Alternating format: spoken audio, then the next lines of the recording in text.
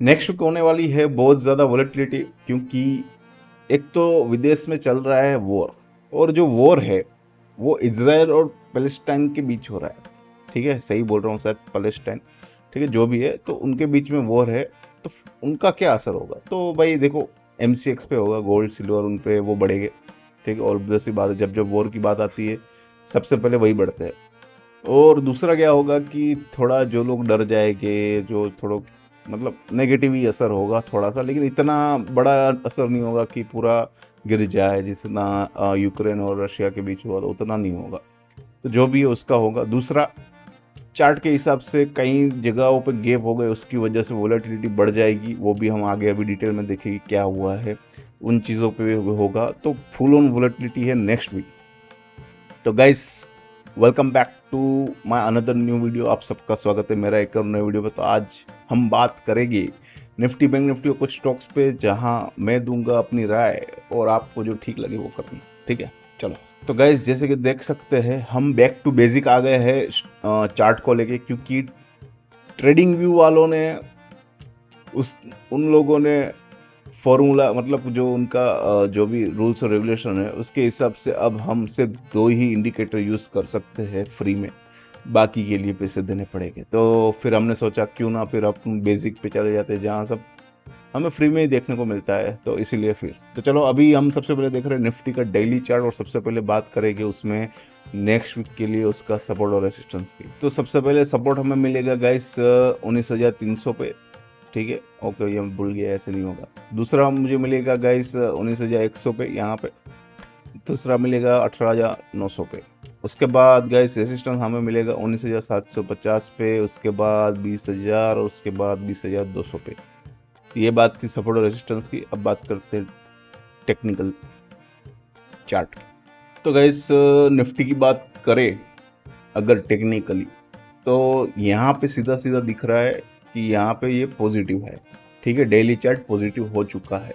अगर आपको नहीं दिख रहा, और जूम कर देता हूँ, तो यहाँ पे हमें दिख रहा है कि यहाँ पे डेली चार्ट पॉजिटिव हो चुका है। लेकिन किस बेसिस पे? मतलब कि अगर पॉजिटिव भी हुआ है तो ये देखो, यहाँ पे गैप डाउन, फिर गैप अप, गैप अप।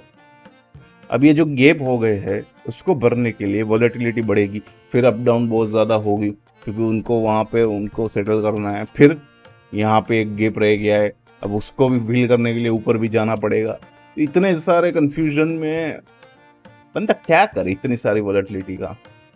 और एमएससीडी की बात करें गाइस, तो हल्का सा यहाँ पे अगर आप देखो नीचे की ओर एमएससीडी में, मेरे को लगता है इसका भी जुगाड़ करना पड़ेगा, लेकिन ठीक है, अभी चला लो। तो हल्का सा हमें देखने को मिल रहा है कि जो हमारा नेगेटिव इंडेक्स है, मतलब जो नेगेटिव चल रहा था निचले ओर, वो थोड़ा थोड़ा हल्का सा कम हो रहा है। तो ये अच्छी बात है। आरएसआई की बात करें तो आरएसआई 49.96 है, ऑलमोस्ट 50 को टच होने आ गई है। जैसे ही ये 50 को क्रॉस करेगी तो वापस चांस है वो 70 को या उसके ऊपर जाए, लेकिन वो चांस है, हो सकता है वो नहीं होना, वो मार्केट पे है। तो डेली चार्ट के हिसाब से ओवरऑल अच्छा खासा दिख रहा है। टेम्पररी मतलब मंडे ट्यूसडे को एटलीस्ट थोड़ा और हमें मिलेगा। नहीं, सॉरी, मैं भूल गया, वॉर चल रहा है तो उसका रिएक्शन मंडे को आएगा। तो भाई कुछ भी हो सकता है मंडे को, लेकिन ओवरऑल चार्ट के हिसाब से मंडे ट्यूसडे 2 दिन एटलीस्ट पॉजिटिव होना चाहिए। और हमारा जो नेक्स्ट एक्सट्रीम सपोर्ट होगा 19,600 का है, वहाँ पे हमें अच्छा खासा सपोर्ट देखने को मिल सकता है।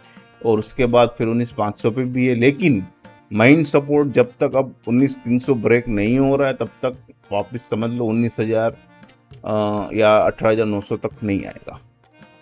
अब आते हैं वीकली चार्ट पे, इसको थोड़ा जूम आउट करेंगे। तो ये गाइस वीकली चार्ट पे हमें यहाँ पे कुछ अच्छी चीज़ें और थोड़ा सा बुरा भी है देखने को। अच्छी चीज़ ये है कि वीकली बेसिस पे हमें जो कैंडल बना है वो थोड़ा थोड़ा हैमर कैंडल के हिसाब से देखने को मिल रहा है। ठीक है, यहाँ पे अगर आप देख सको, मैंने हाईलाइट किया है उसको, हैमर कैंडल जैसा दिख रहा है, जो अच्छा है, ठीक है। लेकिन बेसिकली यहाँ पे क्या है कि निचले स्तर पे, मतलब कि 19,333, मतलब जो लो बना है, मतलब 300 के करीब, वहां से हमें अच्छी बाइंग देखने को मिली है। तो 350 से नीचे और 300 के करीब अच्छा जोन मिलेगा सपोर्ट का। और दूसरी जो बुरी बात मैं बोल रहा था वो है कि फाइनली MACD ने यहाँ पे एक रेड सिग्नल दिया है, और नीचे भी देखो, नीचे वैसे तो सिग्नल नीचे ही है लेकिन यहाँ पे मार्क भी होता है इस पुराने चार्ट में, तो यहाँ पे अच्छा खासा हमें सिग्नल दिया है। और इसका मतलब ये है कि अब लॉन्ग रन में शायद अच्छे दिन थोड़े कम देखने को मिले। एटलीस्ट मुझे लगता है कि अब जो ये नेगेटिव हुआ है वो थोड़ा लंबा खींचेगी, तो ये देखते क्या होता है, वो नेक्स्ट वीक हम वापस स्टडी करेंगे। दूसरा, RSI 60 के करीब है और वो फ्लैट लाइन दिखा रही है, मतलब कि एक रेंज बाउंड मोमेंट दिखा रही है हमें RSI। तो ये भी मतलब बुरी बात भी नहीं है, अच्छी बात ही नहीं है, क्योंकि रेंज बाउंड हुई तो वहीं पे टाइम करेक्शन हो जाएगा, फिर वापस या तो ऊपर या तो फिर नीचे। तो ये टाइम करेक्शन भी का भी इंडिकेशन है, लेकिन ओवरऑल डेली चार्ट में अच्छा दिखा रहा है। लेकिन जैसे मैंने बोला, सेंटीमेंट की वजह से थोड़ा एग्रेशन देखने को मिलेगा, क्योंकि थोड़ा सा भी हल्का से अभी सेलिंग ज़्यादा हुआ, लोग पैनिक में आ जाएंगे और वहाँ से हो जाएगा पैनिक सेलिंग शुरू। दूसरी चीज़, वीकली बेसिस पे अभी भी नेगेटिव है चार्ट, पॉजिटिव नहीं हुआ है। तो ओवरऑल पूरा वीक कैसा भी हो, जब तक कि वो वीकली बेसिस पे 19,677, ठीक है, 677 के ऊपर क्लोज नहीं आ रहा है, तब तक वो पॉजिटिव नहीं होने वाला। तो ओवरऑल आप ये मान के चलिए कि ये नेगेटिव हो सकता है वापस नेक्स्ट वीक। तो ओवरऑल बात हो गई निफ्टी की, अब बात करेंगे बैंक निफ्टी की। तो गाइस, अब हम बात करेंगे बैंक निफ्टी की। उसमें हम सबसे पहले देख रहे हैं डेली चार्ट, और उसमें सबसे पहले बात करेंगे हम सपोर्ट और रेसिस्टेंस की। तो हमें सपोर्ट मिलेगा गाइस करीब 43,500, 43 और 42,500 पे। रेजिस्टेंस हमें मिलेगा गाइस 45,000, 45,500, 46,000। तो गाइस, अब हम बात करेंगे थोड़ी सी टेक्निकल एनालिसिस की बैंक निफ्टी के लिए। तो टेक्निकली यहाँ पे एक गैप है, तो पूरा चांस है ऊपर जाने का, ये फील करने को। यहाँ पे भी एक था, वो ऑलमोस्ट इस लेवल पे फिल हो चुका है। यहाँ पे जो ग्रीन कैंडल बना है वहाँ हमारा चार्ट पॉजिटिव हो चुका है, लेकिन उसको सर्वाइव करने के लिए उसका नेक्स्ट कैंडल रेड बना है। लेकिन दूसरी बात यह है कि उसका जो क्लोज था 44,213, उसके ऊपर ही उसने क्लोज दिया है, लेकिन फिर भी कंटिन्यू ग्रीन सिग्नल नहीं बन रहे हैं, तो थोड़ा सा कंफ्यूजन है यहाँ पे मामला। MACD की बात करें नीचे की ओर, तो वो हल्का हल्का थोड़ा कम हो गया है सेलिंग प्रेशर यहाँ पे, लेकिन ओवरऑल अभी भी रेड सिग्नल ही चल रहा है। और RSI की बात करें, वो चल रही है 44 यहाँ पे, तो अभी भी पूरा मतलब 50 के ऊपर गई नहीं है, तो रॉकेट होने का मतलब कोई चांस थोड़ा कम है, अभी 50 तक आएगी फिर होगा।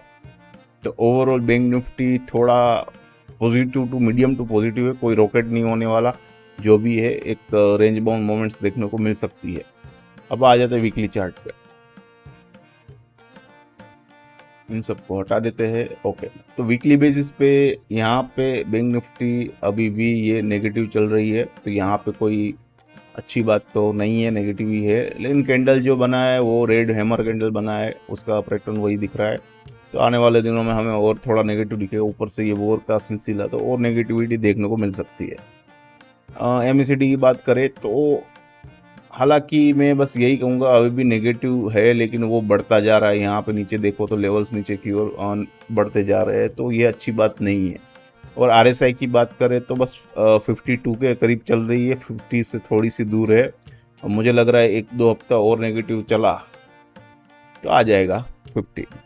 तो ओवरऑल निफ्टी के मुकाबले बैंक निफ्टी थोड़ा ज़्यादा कमज़ोर देखने को मिल रही है टेक्निकल बेसिस से। ऊपर से ये सब जो सेंटिमेंट्स मुझे नेगेटिव दिख रही है आने वाले वीक के लिए, तो ओवरऑल मैं कहूँगा कि बैंक निफ्टी में अभी भी काफ़ी हद तक अगर वीकली बेसिस पे देखे तो निफ्टी से ज़्यादा बैंक निफ्टी स्ट्रॉन्ग दिख रही है, क्योंकि उसकी RSI 52 चल रही है, निफ्टी की वहाँ पे 60 चल रही थी।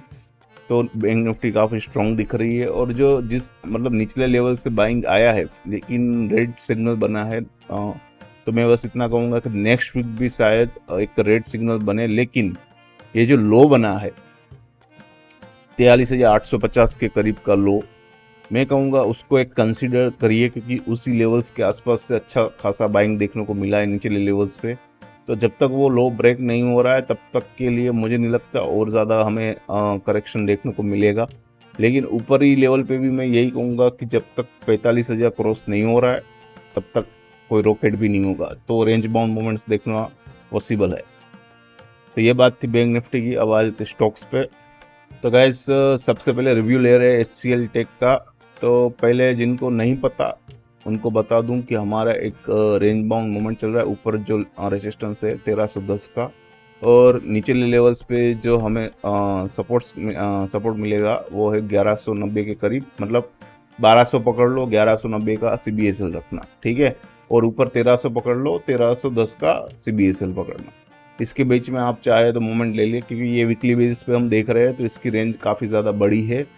क्लोज रेंज में अगर हम देखें डेली चार्ट में, तो हमें ये देखने को मिल रहा है कि वो करीब करीब 1225 के करीब यहाँ पे एक सपोर्ट लेने का ट्राई कर रहा है।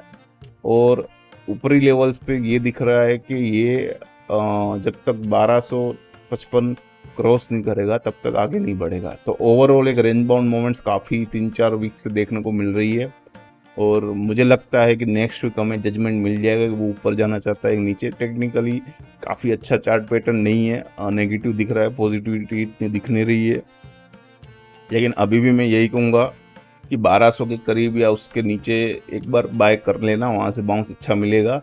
और 1190 के CBSL के साथ तो आप बाय कर ही सकते हो। मतलब 1200 के करीब आए तब 1190 का CBSL।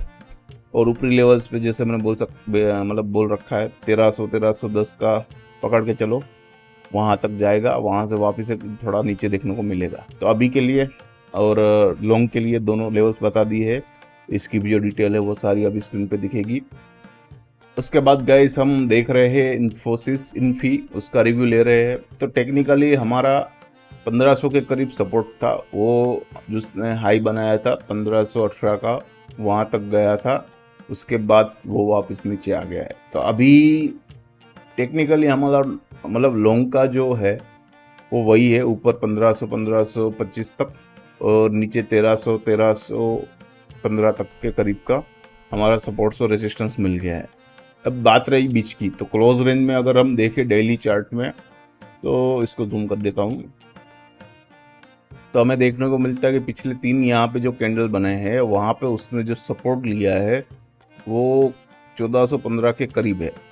और वापस वो बाउंस बैक ले रहा है, और वो पूरा चांस है कि ऑलमोस्ट, जो बहुत ज़्यादा दूर नहीं है, 1485 का मतलब 1515 तक वापस जाने की ट्राई कर रहा है। तो ओवरऑल क्लोज में अगर सपोर्ट चाहिए तो 1415 का है, और लॉन्ग के लिए 1300। ऊपर 1500 का रेसिस्टेंस है, ज़्यादा से ज़्यादा 1520-25, ठीक है। ये मैंने बात कर ली इन्फोसिस मतलब इन्फी की। इसकी भी जानकारी अभी आपको स्क्रीन पे दिखेगी। उसके बाद गाइस आज का ऑफिशियल पहला स्टॉक हिंद यूनिलीवर, जिनको कुछ लोग शॉर्ट में HUL भी कहते हैं।